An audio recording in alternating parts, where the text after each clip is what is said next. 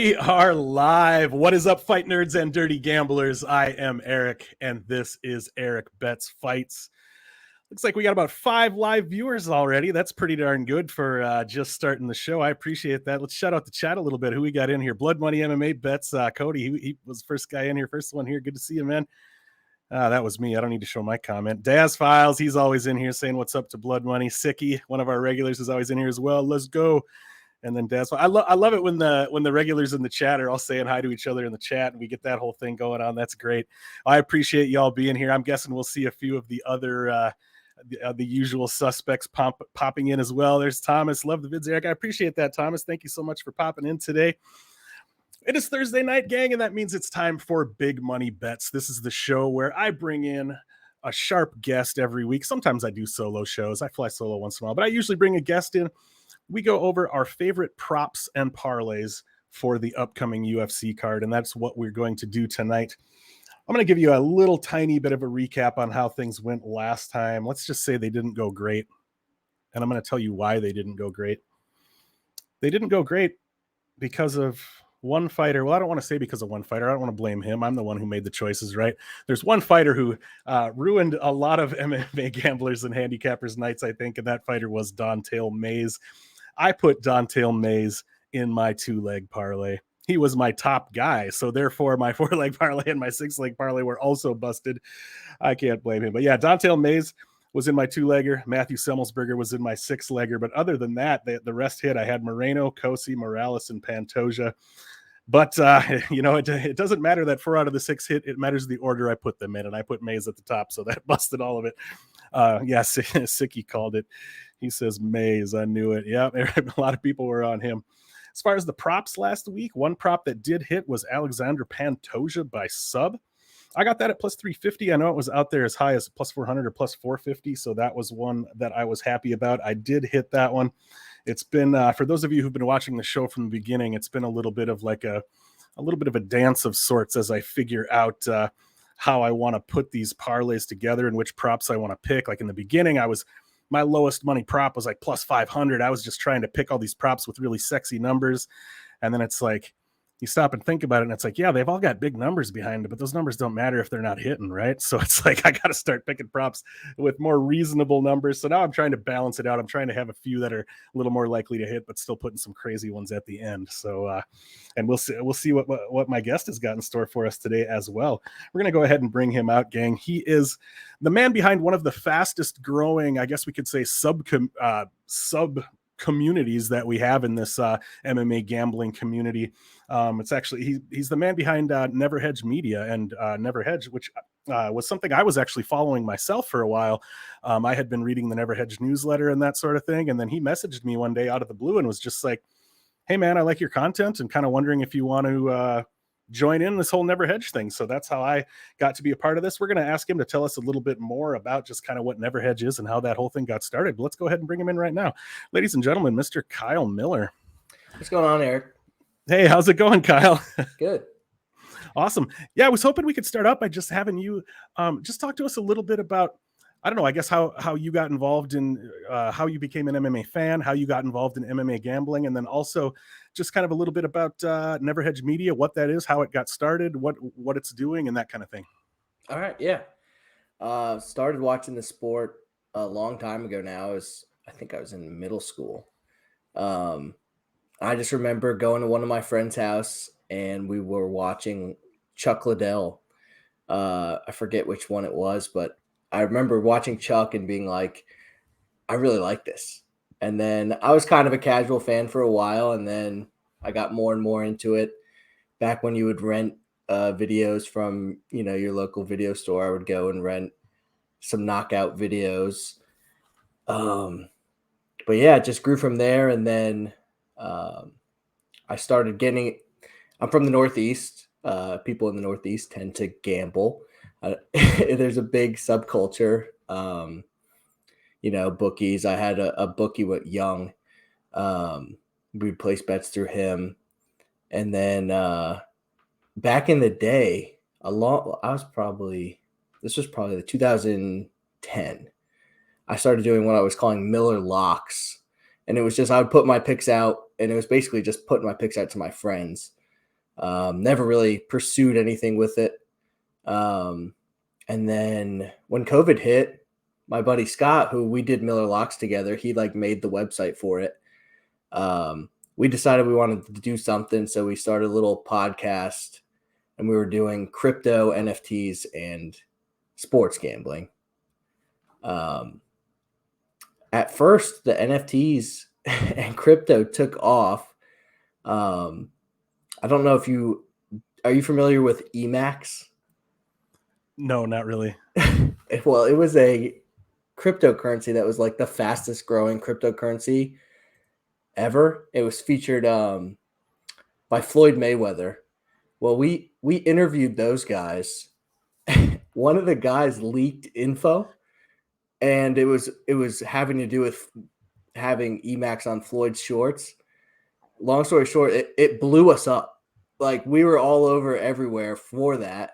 Floyd's team saw it and ended up being like, fuck these Emacs guys, and it tanked the coin. The coin is gone. So we played a small part in tanking Emacs. That's wild. Which sucks for us because we had a bunch of it.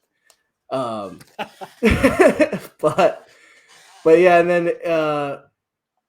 as we went, we got more and more into just strictly MMA. We still mess around with crypto and NFTs too, but I was always big into building a community, and that's what I tried to do right from the start. And we've been really lucky. We've got a great community of guys in the Discord, on Twitter, and in the newsletters. It's been great. Yeah, that's awesome. And I can kind of speak as somebody who's been on both sides of the desk a little bit. Like I was somebody who was reading the NeverHedge newsletter myself, and I used to. One thing that I do a lot of times while I'm watching UFC cards and cards that I've bet on is, in addition to my own bets, I write down bets of some other people, other friends of mine and stuff too, just so I can kind of track their bets as well. I used to write down your bets from the newsletter and track your bets as I was going. And this was before I knew you or I'd ever talked to you or whatever. So yeah, it's kind of funny when you messaged me out of the blue one day. I was like, oh wow, this is cool because I've been following this guy for a while. So that's awesome. Awesome. Yeah, cool. Anything else you want to say before we go ahead and get started with the bets? No, I'm ready to bounce back. I mean, we got crushed on Dana White Contender Series in a card where I felt like I made such good reads and it just didn't bounce our way. It happens. Absolutely. Yeah. I've been on a little bit of a skid myself. I think I've lost the last 3 events in a row. They've all been like pretty small losses, but still it's like when I started, if you look at my Bet MMA tips, tracking it, when I started, it was like up and up and up. And I kind of got like unrealistic expectations. I was like, man, this isn't that hard. Like, I'm pretty good at this. I've been winning like almost every time. And now it's like, I haven't been losing bad or anything, but for the past like several months, it's been just a little bit up, a little bit down. Like the number of units I have right now is the same number of units I had like 3 or 4 months ago. Cause it's just been kind of sideways, but that's better than losing your ass, I guess. But I've been the same. At one point I was up like 50 units this year, and now I'm close to even. I think I'd have to do the math on it. I think I'm only up. I'm up about 55 units total since I started tracking, but only like 13 of those units are this year now. So yeah. Anyway, let's go ahead and push forward, and we're going to find some of these bets that are going to help us dig out of those holes and keep pushing upward like that. So yeah, we'll go ahead and jump into the 2-leg parlay. So I was thinking this is something that, most nights when I'm trying to fall asleep and I start just thinking about whatever random crap pops into my head.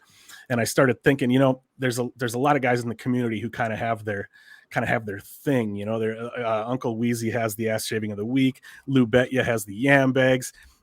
Brian Petrie from MMA Takes has the slime ball parlay. So I was like, we have the 2-leg, the 4-leg, and the 6-leg parlay here. And I was like, I should really come up with names for those. And I was like, well, it's 2 legs, 4 legs, and 6 legs. I could just do an animal with 2 legs, an animal with 4 legs, and an animal with 6 legs. And the first ones that popped into my head were ostrich, hyena, and dung beetle. And this is literally while I'm just laying there falling asleep. And I was like, you know what? I'm just going to be true to myself and roll with the first things that popped into my head. So they are now called the ostrich, the hyena, and the dung beetle. That is an official announcement. Awesome. So yeah, we'll start out with the 2-leg parlay, which we're calling the ostrich. since you're the guest, Kyle, I'll give you the option. Do you want to go first, or do you want me to kick it off? I'll have you kick it off. All right, will do. All right, so the two-legger, like I kind of mentioned at the beginning of the show, it's always been a little bit like I try to hit, kind of like what well, you do a full card parlay as well. I was going to say kind of like Cody Saftage's PRP, the idea being to try to get pretty close to even money on that top ticket. So, I'm trying to stay away from the big, like minus 900 favorites and that sort of thing. So there's always a little bit of risk in trying to get to even money or close to it with those first two legs. But my first leg is the guy that I'm heaviest on in my bets this week, and that is Jamahal Hill, who's sitting around minus 300 right now. This is a card where, frankly, if Jamahal Hill loses, it's going to be a rough card for me because I've got him tied into a whole lot of different things. But, I think it's a good spot for him. I think, Santos is somebody who's, he's 38 years old now. He's working on a couple of bad knees. He's still dangerous. He can still have those moments, but I think Jamahal Hill just has the speed and the counter punching ability that he's going to be able to deal with what Santos can offer, I think. And then my second leg at minus 180 is Vicente Luque. And frankly, for me, that fight, it's a little bit risky. He's not a huge favorite, but for me, that fight largely just comes down to Luque having more ways to win. Jeff Neal obviously is dangerous as a striker, but Luque is equally dangerous as a striker, and he also has the submission ability to fall back on if he looks to go that route. And those two together, I end up with plus 107. So I was able to get a little bit over even money on my first two legs there. I like it. I like both those fighters. They're both in my parlays as well. So how do we do it? Do I just go right into mine or? Yeah, usually it's kind of, if you've got any, I guess you already gave your comments, you used those guys as well. So usually it's just kind of, if you've got any thoughts on what I put out there, go for it. Otherwise go ahead and jump into yours. Yeah, no, I'm with you. And I have Jamahal Hill in mine. Like you said, he has all the advantages. It's not going to be a guy, I don't think, like Santos, who's going to beat Hill. But my second leg, I'm going with Brian Battle. I like that he's dropping down to 170. I know it's his first cut, which is a little scary. But following him on social, he looks good. And I think he should have advantages throughout this fight. I'm not sure he gets the finish, but he really just has to avoid the big KO power, which he does a great job of. He showed that in the Tresean Gore fight. And I think he gets the win, and that gives me minus 130. So not plus money for the first leg, but still value. Pretty close. Yeah, I like it. I want to shout out Dale in the chat here. He said, "What the hell is going on? Erik is missing his pull-up bar. Erik, blink twice if you're okay." I was wondering if anybody was going to mention that. I literally just moved it out. I moved it right outside the room here, but I moved it like I was sitting here probably less than 10 minutes before it was time to kick off the show, and I was like, you know what? That thing kind of bugs me being there. I want like, they're so far away you can't really see them anyway. But I was like, I'd like it if you could see my posters better. So I decided to move that thing out of the room. And I kind of got it lodged in the door, and my wife's not home. And I was like, shit, am I even going to get this thing out of here? But anyway, yeah, it's still here, Dale. I just moved it into another room because I like how the background looks right there. But yeah, cool. I like those choices, Kyle. And in fact, I like those choices so much that as we move into my four-legger, my third leg is going to be Zach Pauga at about minus 245. I just think he's going to be the more consistent striker, the more technical striker. I just think he's going to put out volume. He's got the straighter, snappier punches, whereas Usman just kind of comes with those big overhands and throws hooks from his pockets. He's potentially live to find a knockout, but I don't think that's going to happen here. I think he's going to be too slow. I think Pauga is going to be able to use his movement and pick him apart. And then my fourth leg is Brian Battle at about minus 265, minus 270 range. I feel the same way as you feel. I mean, it's kind of. I really feel like Sato's only shot here is to find the KO. Battle's going to be doubling or tripling him up on volume, I think. Battle's also, potentially live to find the sub here. Sato's been subbed, I think, 3 times. We did see him survive like literally almost an entire 15 minutes on the ground with Gunnar Nelson. Yeah. But even so, I think Battle should I actually lean toward Battle to win a decision there, but I think he should be able to come out with the win there. And reviewing again with those four, we've got Jamahal Hill, Vicente Luque, Zach Pauga, Brian Battle comes out to plus 302. And I like that. I think that should hit.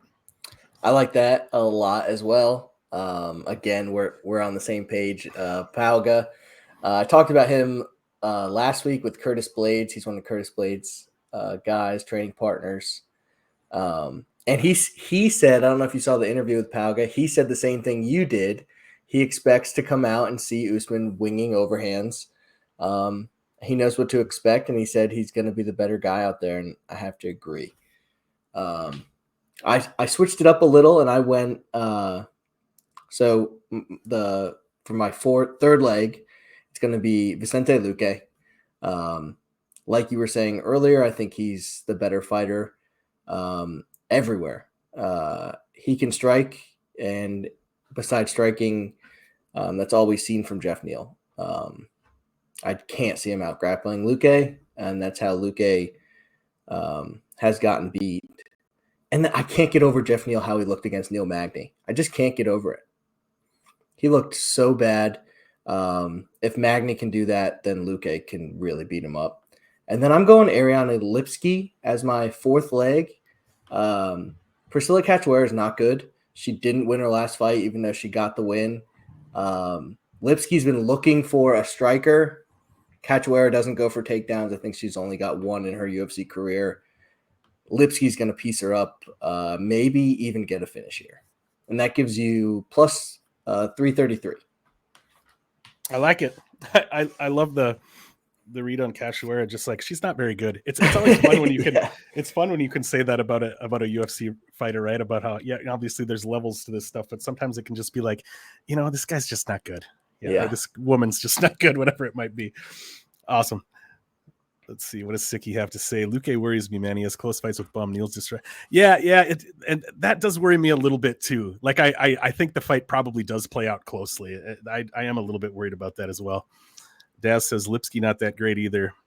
Am on catch it cheating. Yeah, Lipski's not that good, but she is a striker. She gets beat by grapplers. I think catch it cheating is too hittable. Good call. All right, moving on to the 6-leg parlay, then the dung beetle, as I'm calling it. So for my 5th leg, I went with Sergey Spivak at about minus 250. To be honest with you, I don't love that line, but I was having a hard time finding a 5th and a 6th leg that I liked, especially with not really wanting to touch the minus 700s and the minus 900s and that kind of thing. So I don't love the line on Spivak, but I do think this is a very winnable fight for him. I mean, I think it's largely going to come down to whether he can get takedowns, and I think he probably can. He could find himself in some hairy situations on the feet if he's not able to, but I do like Spivak to be able to wrap up Sakai and take him down here and potentially find a finish. And for my 6th leg, this is a guy I'm actually pretty confident in, but I put him lower down simply because his opponent does definitely have a path to victory. But my 6th leg is Josh Quinlan at minus 230. I'm actually going to say, I'm going to show my hand a little bit and say that I'm going to talk more about this fight when we get to the prop section. I'm going to save it. I'm going to save my discussion of this fight for a little bit later on, but all 6 legs together, that's Jamahal Hill, Vicente Luque, Zach Pauga, Brian Battle, Sergey Spivak, and Josh Quinlan. We come out to plus 708. So we have like nearly identical parlays, because my final 2 for the dung beetle is Pauga and Spivak. I think Pauga is going to be too fast. He's more athletic than Usman. I think he'll finish Usman too. I think I don't think it'll be first round, but I think he gets the finish eventually. Usman's going to gas, and Pauga's going to be there. And then we got Spivak, and like you were saying, he has all the advantages in this fight to get it to the ground. And when he gets to the ground, he's a beast down there. And his ground and pound's nasty, and he has good submissions. That gets you plus 702. So we're right around the same in our parlay. Yeah, it came out. Which did we only have one leg that was different? Ariane Lipski and Josh Quinlan. Was that it? Yeah. Yeah, crazy. Yeah. Well, hey, that's good. We were both avoiding the super heavy chalk and picking the slightly chalky fighters that are likely to win. Yeah, cool. I think that's a good sign. Awesome. We're going to go ahead and move into the second part of the show. This is the part of the show we call Highly Improbable, where we talk about our favorite prop bets on the card. The idea is that we give our 6 favorite props. We start with the smallest number and work our way up to the biggest. But if you've got other, a lot of times there's like more than one prop I like on the same fight. If you've got like bonus ones you want to throw in while we're talking about it, that's totally fine too. Okay. I'm gonna kick it off with my first one. This is the second time. I kind of apologized for myself the first time I did this, but a couple weeks back I gave out a prop with a minus sign in front of it instead of a plus sign in front of it. And who does that, right? Who bets a prop with a minus sign in front of it? The one I gave out a while back was Nathaniel Wood by decision at minus 150 versus Charles Rosa. And it ended up being the only prop that hit on that that I put out on that card. So, and it was one of my favorite bets on the whole card. So once again, I will be giving out a prop bet with a minus sign in front of it. I always want to mention that with these props, I don't always bet all of them. I don't want to give the impression that I'm betting all of them if I'm not. So I tell you which ones I am actually betting. This first one is one that I have bet already. It's Jamahal Hill by KO at minus 140. I don't love that minus sign, like I said, but he's got 5 rounds to work with. And I think Jamahal Hill is going to have the combination of speed and power and countering ability that at some point in that 25 minutes, I think he's probably going to be able to put Thiago Santos away. So that would be my first prop. Jamahal Hill by KO minus 140. Yeah, I love that.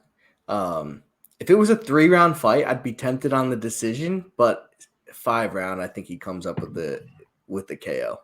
Yep. My first prop is barely plus money. I went Terrence McKinney by TKO plus 120. I thought about grabbing the inside the distance, and that was minus 160. Minus 400. Right. Yeah. It's minus the distance. Yeah. And he's Terrence minus McKinney. 200 in round 1. Yeah. Because it really is a crapshoot. It's a coin flip. Is he going to get the TKO or submission? I think he gets the TKO. He has heavy hands. Gonzalez has been dropped before. I like Terrence by TKO. I think it's a very high percentage chance that happens. And you said that was at like plus 120? Yeah, plus 120. Yeah, that's pretty good. I like that. It's a bummer that the excuse me, that the bookmakers caught up because 2 fights ago was it? Against Ferris Ziem, Terrence McKinney was plus 900 by sub.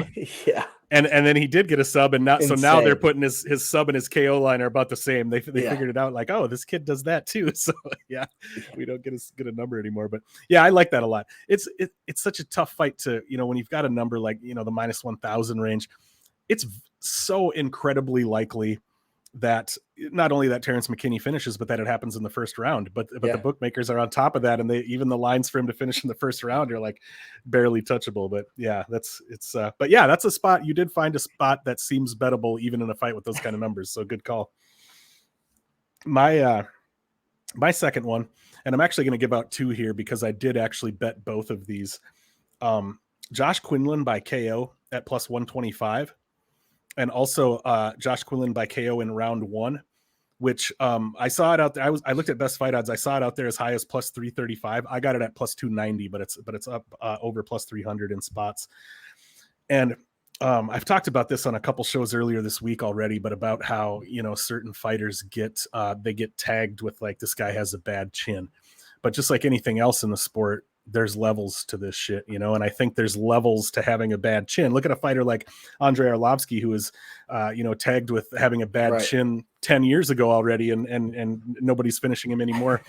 Jason Witt is a guy who cannot take a punch, period. Right. I mean, I don't think that's even exaggerating. Like, I think not only is it possible, I think it's fairly likely that this fight is over as soon as Jason Witt is close enough to Josh Quinlan for Josh Quinlan to punch him. Like, it sounds like I'm exaggerating, but I literally think it could play out that way. He might just throw that big hook and drop him right there.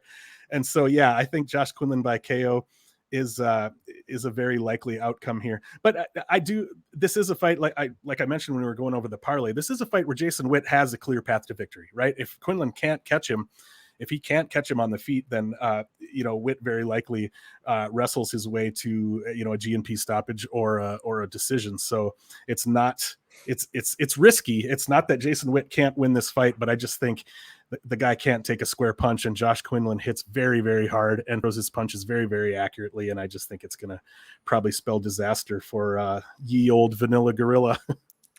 Yeah. I mean, his chin is horrible. Like you said, I have props around that fight a little farther down. Cool. And I'll save a little bit more for that. But my second one, I have Zach Pauga by TKO at plus 200. These are the big men. I think he's got a lot of advantages in this fight, especially standing. Usman wings punches. He's hittable, and Pauga's fast and very athletic, and he's going to find that button. Whether that's the first round or not, I'm not sure, but I like the TKO prop at plus 200. Nice. Pauga. Now that transitions nicely into my next prop, but now you've got me kind of rethinking this a little bit, because the one I went with for my third, and this is a spot I really like here, is at plus 165. Zach Pauga by decision is what I was leaning toward. But now I feel like I need to go back and watch a little more and think about that, because I was thinking, I think Pauga will go ahead. I was going to say he does tend to go to decision. If you look at his record. I just question the gas tank of Usman, and I think that'll lead to a finish for Zach. That makes a lot of sense. Yeah, we could definitely see Usman totally fall off a cliff, if especially if we get into the third round. That makes a lot of sense. Yeah, I might have to rethink that one. That's one that I haven't bet yet. I do have Zach Pauga in a parlay that I've already made, and I think I will. I have been, even though from the time I started this show, which was like 18 weeks ago now, I haven't always bet the parlays, but I've been starting to do that. Last week I didn't bet the 2, the 4, and the 6, but I bet the 6, and so I've been starting to actually bet those parlays, because I'm putting them out on the show. I'm doing the work. I might as well, right? So yeah. So we'll see.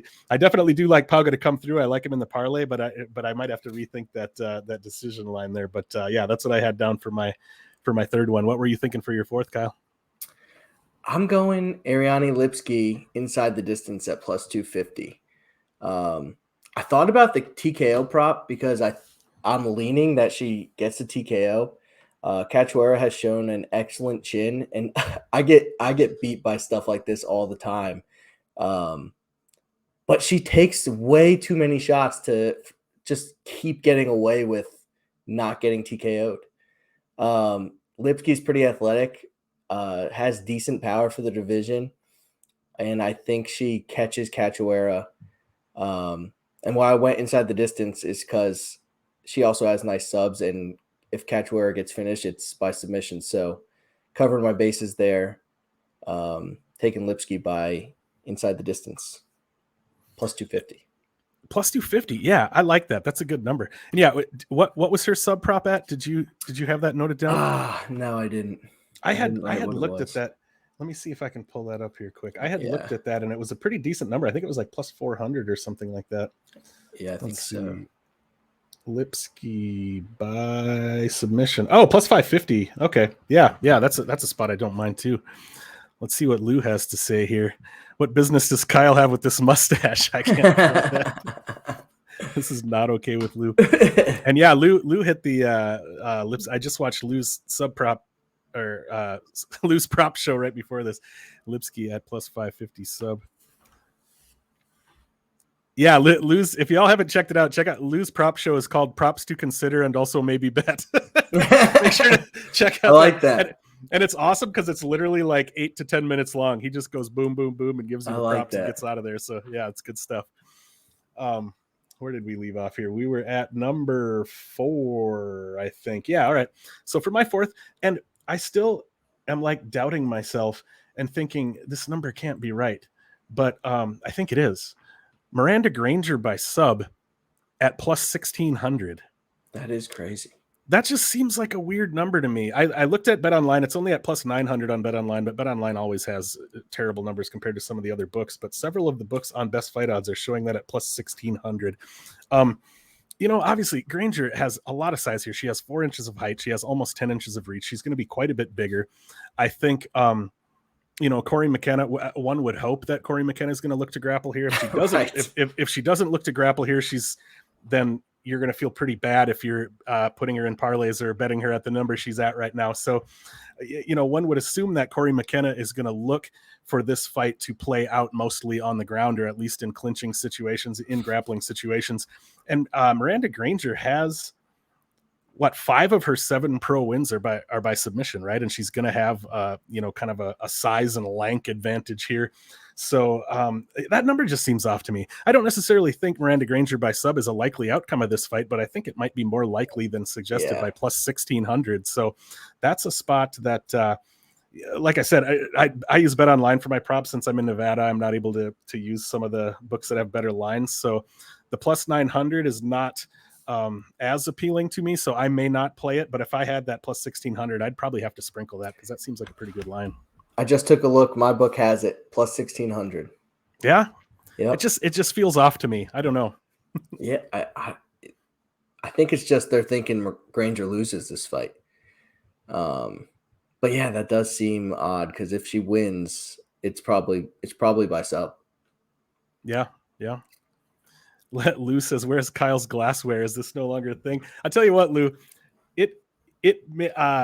that tradition did live a lot longer than I thought it would, considering I never made it any kind of official thing and never told anybody. I don't know if you know about this, Kyle. Lou was my first ever guest on this show, and he drank out of a fancy stemmed glass, and then that just like perpetuated, and it became a thing. And I think for probably the first probably 5, 6, 7 weeks of the show, the guests kept coming on with a stemmed glass, even though I never told them to or anything. It just became a thing. And so, yeah, that was kind of cool. I should have brought a glass in here. Brady is betting McKenna. Brady's getting kicked out of the company. Yeah, no kidding. For my fourth, I kind of lumped a couple here together, and this is where I'm going on Jason Witt. I think Jason Witt can win this fight. He also can get TKO'd. So I have Quinlan round 1 at plus 200, but I'm putting that together with Jason Witt inside the distance at plus 550 and Jason Witt round 2 plus 1,600. I have questions with Quinlan after that steroid debacle, especially how he dealt with it. People are saying that it's a good thing that he just admitted to doing steroids. I don't think it is. I think the way he was just like, yeah, you caught me, I cheated, lends itself to somebody who maybe is weak-minded. Maybe he feels like he needs steroids to get that edge. And a guy like Witt, who can take you down and really ground you, can beat the will of someone who's like, oh shit, maybe I'm not as strong off steroids. Maybe Jason Witt, maybe I can't beat these guys. And that style that Witt brings, I think, is just perfect for that. And I think he'll get a finish if that's true. And that's totally like a random theory, that a conspiracy theory almost. But if Quinlan's in that mindset, Witt is a perfect guy to break him. And I like putting that with Quinlan round 1, because I think if he wins it, he just starches him right away. But yeah, I'm mixing those together. So Quinlan round 1 is plus 200. Jason Witt inside the distance is plus 550. And Jason Witt round 2 is plus 1,600. I like that a lot. Yeah, it's a really interesting matchup, because really my faith with putting Quinlan in the parlay, and then also I have already bet Quinlan by KO and Quinlan by KO in round 1. Really, it's based, the X factor here is simply Witt's terrible chin, right? Right. If it wasn't for that, I would feel very differently about this fight. If Witt was a guy who didn't have that chin issue, it's an incredibly winnable fight for him stylistically, right? If that chin's not there. So yeah, it's one of those things where if Quinlan can't catch him, then yeah, the fight's going to look a whole lot different, I think. So like I said, I have already bet Quinlan. I may have to look at, I hadn't looked at like those round props, like round 2 plus 1,600 for Witt. Like I hadn't looked at any of that sort of thing. So I may have to sprinkle a little something for Witt too, to cover myself on those. Cause I do think that if he is able to get takedowns and Quinlan's not able to catch him on the feet, it's absolutely a very winnable fight for Witt. Lou says Kyle is a psychopath and I am here for it. Quinlan is minus 200 because of Witt's chin, not because of his. Yeah, exactly. That's exactly what I'm thinking. It really is about the chin here largely. Okay, moving on to number 5, and I'm on the opposite side of you here. This is where I get into some weirdness. I mean, I guess I did a little bit with Granger by sub, it being at plus 1,600, but we're jumping up to some pretty big numbers here. I always got to get a little weird with it at the end. At plus 2,200, Priscilla Cachoeira by KO in round 3. Ooh. And I do, and like you, I do like Lipski to win this fight. I think Lipski, obviously it's one of those fights where, the breakdown comes down to, we've got the better fighter versus, like you said, Priscilla Cachoeira is not that good, but sometimes that doesn't end up mattering that much. Right. You know what I mean? Yeah, like it's one of those 100%. So, yeah. So it's like, and we know that Cachoeira is a dog. We know she's the zombie girl. We know she can tend to, kind of up the zombie factor a little bit late in the fight sometimes and really come on. So I thought that number plus 2,200 is potentially worth a sprinkle for her to get after it zombie girl style late in the fight and potentially find a finish. I like that. These are the fights that I've been saying in my breakdowns that I'm going to try to avoid gambling on. But I don't mind like the long shot props or anything like that. But it's so hard because I do like Lipski in this fight. Mm-hmm. I went with my next pick. I went with longer odds as well and got a little weird with it. I'm going Sam Alvey by split decision at plus 2,500. Love it. Sam Alvey is a guy who's obviously on a huge losing streak right now. But when you watch him fight, when he's coming forward, he's actually pretty good. He's really frustrating to watch because he does have success when he's in there. He's a strong guy, trains with Dan Henderson, has forever. And I think the KO for a while when he was getting all those crazy KOs, I think that was kind of fluky. He's low output, but he can do some damage. And if Olajaychuk has a bad weight cut, he could be in for it against Sam Alvey, who's always a strong guy. Split decision plus 2,500. I'll throw a little bit on there. Dude, I love that. The way that I prepare for this show, I always just make a list of props that I like. I just kind of look through and I just make a list at first, and then I go through and look up the numbers and sort of pick and choose which 6 that I actually want to go with.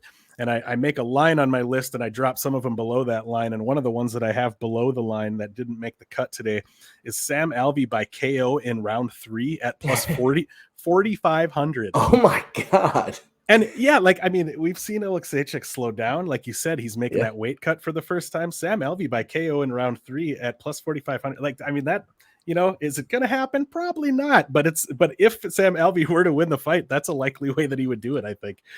Yeah, I agree. Yeah. Another interesting thing is with Olajaychuk, he'd usually get that size advantage dropping down, but Sam Alvey fights at 205 as well, so he's not even going to have that size advantage. All right, Lou called me out here. Are we not mentioning the obvious bet for the Cachoeira fight? Don't make me say it. Go ahead and type it out, Lou. I'll throw it up on the screen. I know exactly what bet Lou made for the Cachoeira fight. And she is the kind of fighter who definitely sort of pushes you toward making that kind of bet, as we've seen her reach back and rake the eyes and do kind of whatever she has to do to win. Yeah, Lou's talking about his famous yam bag bet, which is basically a bet for it's clam bag in this case, I guess. But yeah, it's basically betting on a point to be taken away in the fight. And Lou plays at least one of those every card. And yeah, I think this is a good spot to do it because we know that Cachoeira is not afraid to get a little wild with it sometimes. All right, that brings us to number 6, the final part. Like I said, Sam Alvey by KO in round 3 is not one of my official ones. That's plus 4,500. That's a even bigger number than the one I'm giving out here. But this is a weird one. Are you ready for a weird one, Kyle? Can you handle a weird one? Yeah, let's do it. It's at plus 2,900. Ooh. Plus 2,900. Erik Gonzalez in round 2. Okay. Right? So, like, I mean, I think the breakdown is pretty obvious there. Yeah, the breakdown's pretty obvious there, right? I mean, I think, I agree with where the line is at in this fight as far as how likely it is that Terrence McKinney finishes Erik Gonzalez in round 1. I think that is absolutely the most likely outcome here. But we know, I mean, from what we've seen from Terrence McKinney, we know I don't even think it's fair to call him a 1-round fighter. He's about a 3-minute fighter. He's about a 4-minute fighter, right? Like, I mean, a lot of his, even when he loses, it's usually even late in round 1. Yeah. But, I liked getting the slightly crazier number here and jumping it up to plus 2,900. So yeah, if we do, which would also be a great live betting spot, if we do see this fight go into the second round, I think we could see the tides change quite a bit. I think we could see Terrence McKinney. I mean, unless the guy's still pretty young, we could still see him come out at some point. And like, is he a guy who's really going to fight like that for his entire career and expect that he's going to be able to continue climbing the ladder and continue to have a career at the UFC level? Or will we eventually see him sort of change it up and wise up a little bit with his approach? I don't know. We don't know until we see. And so we have to expect that he's going to come out and be the Terrence McKinney that we've always seen him be. And if he's not able to get that round 1 finish, I think it becomes pretty likely that he doesn't win the fight if we see the fight get into round 2. And so when I saw a number like plus 2,900 and Erik Gonzalez in round 3 is like plus 4,000, plus 5,000, crazy, like crazy. That. And so, yeah, I think it's a spot to keep an eye on as far as live betting, but Erik Gonzalez in round 2 plus 2,900. I don't know. I've been trying to stay away from sprinkling so many of these crazy props because I've been losing my ass at those but I think that's a pretty enticing number. That is a crazy number. And yeah, I totally get it. If Terrence McKinney gasses out again, will he make that same mistake twice? I don't know. I like T-Rex. I like his story. I like the whole thing. I hope he gets that win. But my last one's going to be Sergey Spivak by submission at plus 250. I like Spivak. I think he's going to take Augusto Sakai down if he's smart. Spivak's been taking everyone down. And on the ground, he has brutal ground and pound, which hopefully gets Augusto Sakai to roll and we get the submission. Yeah, I like that. That was one of the ones I also had on my list and moved it down. But yeah, I do have Spivak in a parlay here already, and I think that sub is pretty likely here. Yeah. That was one of those fights where I was almost thinking about, like I say, every week, I'm like, I got to quit playing so many props. And when I talk about doing crap like this, I was like, I almost thought about being like, you could bet Spivak by sub here and bet Sakai by KO because it's probably going to be one of those two, but I haven't done that. But yeah, it's probably going to be one of those two, right? Yeah, awesome. I looked up your Quinlan within 60 seconds is plus 800. Not even Quinlan, just the fight in general. So. Yeah, that's I've been thinking about that. Like, yeah, if you had access to one of those plus 800, you said? Yeah. As soon as you said it, I was like, I got to look that up. Because that's a pretty good bet. Yeah. Yeah, that's a spot I'd probably take if I had access to that. That's pretty good. I like that a lot. Daz says, I reckon he always fights that way. Always. Yeah. I reckon he does too. I wonder if he'll ever, I wonder if he's even capable of, fighting in another way. But maybe it's also one of those things, like his style, Terrence McKinney, of course, we're talking about his style, like may not be something that's going to continue to work for him, the higher and higher up he gets. But at the same time, it could even be one of those things where it's like, okay, do you change your style in order to potentially continue to find more and more success, or do you just be the fighter that you are? And I could see Terrence McKinney being one of those guys who's like, man, this is how I fight. Right. Even this is what I'm going to do. And I'm going to go out on my shield. I'm either going to get him out of there. Yeah. I think he might just be a guy who's like, this is who I am. And I can respect that for sure. Yeah. And I think he'll do a lot more smashing than getting smashed. He's a beast. Absolutely. Yeah. It's one of those things that, I mean, you have to have the chin and the toughness. And I mean, you have to have what it takes to get through that 2 or 3 minutes of the storm he's going to throw at you, you know. And if you, regardless of how good of a fighter you are, regardless of what you're capable of offensively, if you can't survive what he's going to throw at you in that first 2 to 3 minutes, it's lights out. So yeah, it's a scary guy to get in there against for sure, because you know what you're gonna have to deal with. Cool, awesome. Well, that's about it, Kyle. Is there any other props you wanted to mention, or anything else you wanted to say about this card at all? I think that's all the props. I think this is a little bit of a harder gambling card for props. Like, I love some of those long shots, but I think I'm going to have a smaller card than normal this week. Yeah, I'm trying to do the same. Like I had my spots that I really liked that I put in earlier in the week, and then what I always tend to do is, like, on Friday or even sometimes on Saturday morning, I just start. I throw in a couple props and I make a couple parlays, and I've been trying to go back and look at the cards and be like, all right, what would my results have been here if I would have stuck with the bets that I made early in the week that I actually felt really good about, and not just pulled the trigger on a bunch of crap at the last minute. So I keep telling myself I'm not going to do that, and then I do it anyway, but I'm hopefully going to actually stick to it this week. We'll see how it goes, but yeah. Awesome. Why don't you go ahead and just kind of let everybody know where they can find you and kind of what you've got going on as far as just, you know, what NeverHedge is doing or content creation you've got going on or whatever you want to tell us. Yes, you can find me at NeverHedge on Twitter. And yeah, we have Erik, Scott, who's at NeverHedge Podcast on Twitter, and then Manny, MMA Fight Club. And we're going to be working together and putting out great content. Like I said, I want to build that community. So we're doing the Survivor Pool right now. The Survivor Pool is running great. I'm shocked at how few picks are left. There's no one with more than 2 picks.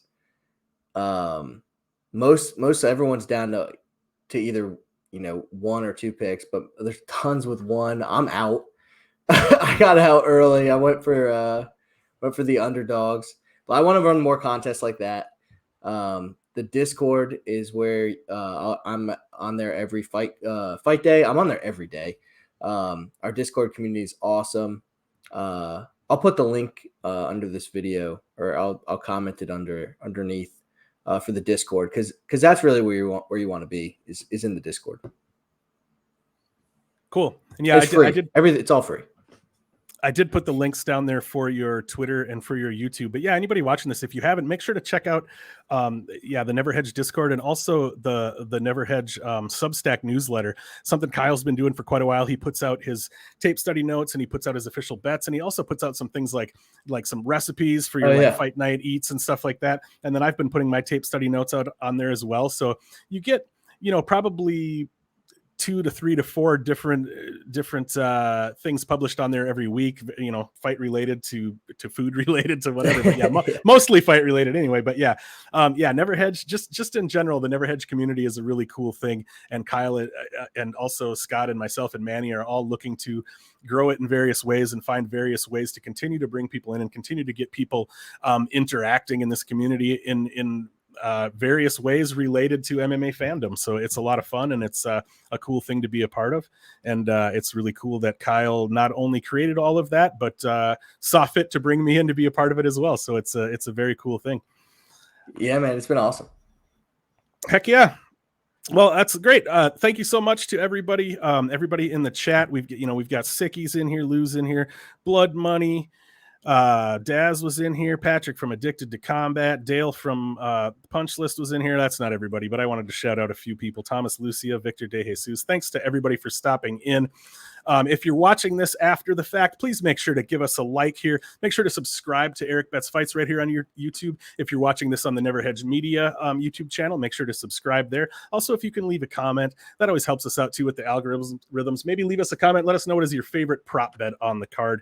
Thank you so much to everybody for being here. I am Erik with Erik Betts Fights. I hope you all enjoy the fights this weekend. Good luck on your bets, and take care, everybody. Thanks for having me on.